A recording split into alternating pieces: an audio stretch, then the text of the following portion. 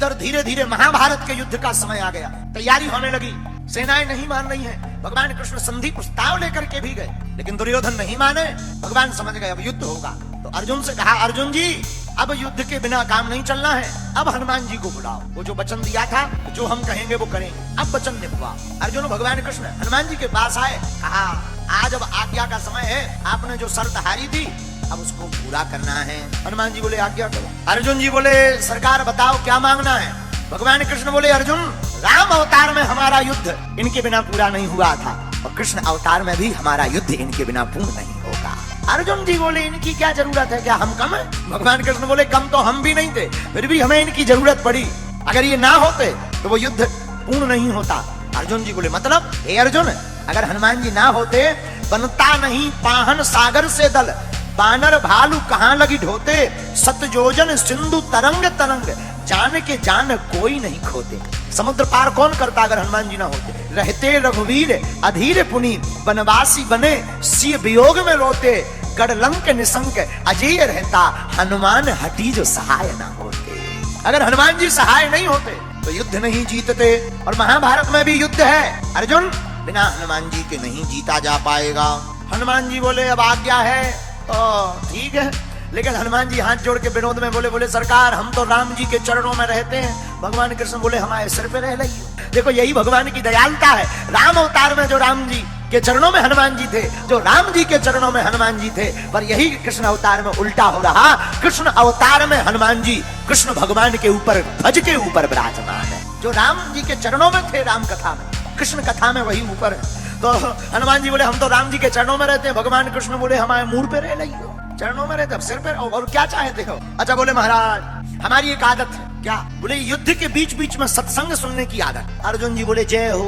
हनुमान जी बोले क्यों? बोले अगर सत्संग ही होना होता तो युद्ध होता, वहां तुम्हें कोई प्रवचन सुनाएगा कि लड़ेगा? वहां प्रवचन नहीं होने, वहां तो लड़ाइयां होनी है, नाय से बाण माय से बाण, कोई प्रवचन थोड़ी होना है। हनुमान जी बोले देखो हमारे राम जी तो बहुत अच्छे थे, धर्म रथ का वर्णन करते थे युद्ध में भी, बोले हमको बीच बीच में सत्संग सुनने की आदत है। अर्जुन जी बोले अब आप ही निपटो, ये सत्संग मांग रहे हैं महाभारत में। तो भगवान कृष्ण बोले कोई बात नहीं, आप हाँ बोलो, हम आपको सत्संग भी सुनाएंगे। अब हनुमान जी आए महाभारत में, रथ के ऊपर एक ध्वज लगाया, और ध्वज के ऊपर हनुमान जी को स्थान दिया, इसलिए उस रथ का नाम ही कपिध्वज पड़ गया। भीष्म महाराज जब अर्जुन के सामने लड़ने के लिए आए, भीष्म पितामह ऐसे बलवान योद्धा जिनके सामने अच्छे अच्छे लोग कांपते थे, महाराज भीष्म पितामह युद्ध करने आए और बाण मारे तो अर्जुन का रथ थोड़ा पीछे हो गए, लेकिन जब अर्जुन बाण मारे तो पीछे दूर गिर जाए। अर्जुन जी हंसकर बोले भगवान कृष्ण से नीचे देखो नीचे, अपना इतना जा रहा, उनका के देखो कितना पीछे जा रहा, नीचे देखो नीचे। भगवान बोले ऊपर देखो, ऊपर देखो, ऊपर किसके कारण कम जा रहा ये देखो। और यही मानो हम लोगों को शिक्षा है कि हम लोग अगर भूपर हैं क्योंकि भगवान हमारे ऊपर है। हम लोग गलती यही करते हैं, नीचे देखते हैं कि हमसे नीचे देखो कितने बैठे, ये नहीं देखते हैं कि हम किसके नीचे बैठे हैं। धन्य है भगवान कृष्ण से अर्जुन ने कहा महाराज नीचे देखो, भगवान बोले ऊपर देखो। मानो भगवान कृष्ण कहना चाहते हो कि कोई भी काम बढ़िया हो जाए तो ये मत देखना कि तुम्हारा पुरुषार्थ है, तुम्हारे जो ऊपर है खेल तो उनका होता है। गीता सुनाई तो अर्जुन को है, हमारा ऐसा मानना है, क्योंकि वचन दिया था कि हम तुम्हें सत्संग सुनाएंगे, तो अर्जुन के मोह का बहाना था, पर गीता तो हनुमान जी को सुनाना था। भीम की गदा ने दुर्योधन की जंघा को तोड़ दी, चिघाड़ता हुआ दुर्योधन महाभारत के समर में डला, रो रहा, लुकता छिपता अश्वत्थामा पहुंचे। क्या हुआ? अरे हमने तुम्हारा नमक खाया है दुर्योधन, हमने देखा तुम्हारा साम्राज्य, लेकिन आज तुम्हारी ये दुर्दशा देखी, हमें नहीं जाना क्या किया जाए। दुर्योधन बोला हमें कोई चिंता नहीं, एक ही टेंशन। क्या? हमारे 100 भाई है, एक भी नहीं बचे। पांडव 5 भाई थे, एक भी नहीं मरे, हमको यही दुख है। और इस बात से ही तुम समझ लो, सत्य जिनके साथ होता है परमात्मा उनके साथ होता है, और जिनके साथ परमात्मा होता है उनका बाल बांका नहीं होता है। और भीड़ किसी के भी, देखो क्षमा करना, भीड़ होना महत्वपूर्ण नहीं है, परमात्मा का होना महत्वपूर्ण। भीड़ तो दुर्योधन के साथ थी, पर क्या बच पाया? जीत किसकी हुई? इसका अर्थ क्या हुआ? जीत भीड़ की नहीं होती, जीत सत्य की होती। अश्वत्थामा से रोते हुए दुर्योधन बोला कि हमारे एक भी भाई नहीं बचे। अश्वत्थामा ने कहा तुम्हें अगर ये दुख है, मरते मरते हम तुम्हें संतुष्टि देना चाहते हैं, हम पांडवों को मार कर लाए। दुर्योधन बोले हम नहीं मार पाए, तुम क्या मारो? अश्वत्थामा बोले चिंता मत। इधर पांडव विजय की रात्रि थी, पांडव सोने जा रहे थे, भगवान जो भी करते अच्छे के लिए, भगवान बोले सोना नहीं है, आज जीत की रात्रि है, आज जश्न होना चाहिए। कहाँ? यहाँ नहीं, कहीं है। भगवान दूसरी जगह ले गए। पांडव सो रहे जा रहे थे, पांडवों की जगह पांडवों के 5 पुत्र जो दिखने में पांडवों जैसे ही थे, वो वहां पर सो गए। अश्वत्थामा ने दिमाग लगाया कि पांडवों से सामना करना तो मुश्किल है, क्या किया जाए। अश्वत्थामा ने विचार किया उलूकन न्यास विधि का, सोते हुए शत्रुओं पर हमला करने की। रात को सभी कौवा सो रहे थे, उल्लू ने हमला कर दिया, सब कौवा मारे गए। उसी विधि को अपनाया, सोते हुए शत्रु को मारने का उपाय अश्वत्थामा ने किया। पांडव तो थे नहीं, उसने देखा जो 5 पांडवों के 5 पुत्र थे वो पांडवों जैसे ही दिखते थे, उनको काट दिया 5। अश्वत्थामा बड़ा खुश, उसे लगा हमने पांडवों को मार दिया। 5 सिरों को लेकर के दौड़ा दौड़ा दुर्योधन के पास गया। दुर्योधन, तुम मेरे मित्र हो, तुम कह रहे थे कि एक भी अगर मर जाए तो आत्मसंतुष्टि हो जाए, देखो तुम एक की बात करते, मैं 5 का सिर काट करके ले आया। दुर्योधन पहले तो खिलखिलाया, लेकिन जब नजदीक से गौर से देखा तो चिक्कार पड़ा, क्या किया तूने? ये पांडव नहीं है, ये तो पांडव पुत्र हैं। तूने इन पुत्रों को मार कर मेरे वंश में कोई भी पानी देने वाला नहीं छोड़ा। और इतना कह के दुर्योधन मर गया। अश्वत्थामा ने सरों को छोड़ा और मन में विचार किया कि अगर पांडव जीवित हैं तो वो जिंदा नहीं छोड़ेंगे। भागा। सुबह हुई और द्रौपदी जब देखने के लिए पुत्रों को जगाने के लिए गई तो चिक्कार पड़ी बच्चों के सिर को कटा हुआ देखकर। पांडव भागे भागे आए, क्या बात है महाराज, किसी ने हमारे बच्चों को मारा।